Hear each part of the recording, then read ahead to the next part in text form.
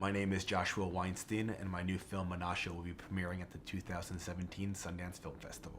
Du hast etwas History für Moviegeschäft? For the last decade, I've been making documentaries. After I traveled and did so many projects abroad, I just realized that there's worlds in America that are just as unknown and foreign to us. And my goal with filmmaking is always to take the unknown and make it universal. So when I thought about making a film in Borough Park, in Yiddish with real Hasidic Jews, to me it was just as interesting as any documentary I ever made. Was ist the meiste in the movie, Josh? The story of Menashe is a universal story. It's about a widowed father who's trying to keep custody of his son. This film takes you into a world that's rarely seen on film, where most people don't have smartphones. It's a world where most people do not use the internet.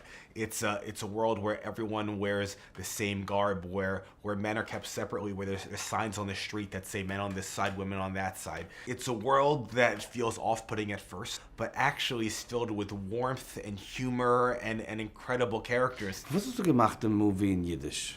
So Yiddish was the cultural language of Jews for hundreds of years. Books, plays, music, everything was written in Yiddish. And in the creation of Israel, that whole culture sort of evaporated and Hebrew became the language of secular Judaism. So with this film, we're able to make one of the first movies in almost 80 years that is completely in Yiddish. Kannst du erzählen uns, was du gemacht, the movie? Authenticity to this film was incredibly important. Menashe is a lovable schlub who works at a grocery store. He's playful. He really wants to be the best father for his son. He's an outsider in an outsider community. Definitely had lots of challenges. Definitely, it's hard for the best actors to perform, and for this being my first time directing actors, and these actors' first times acting. I mean, most of these actors had never watched movies before. Their reference for acting is like Borscht Belt comedians.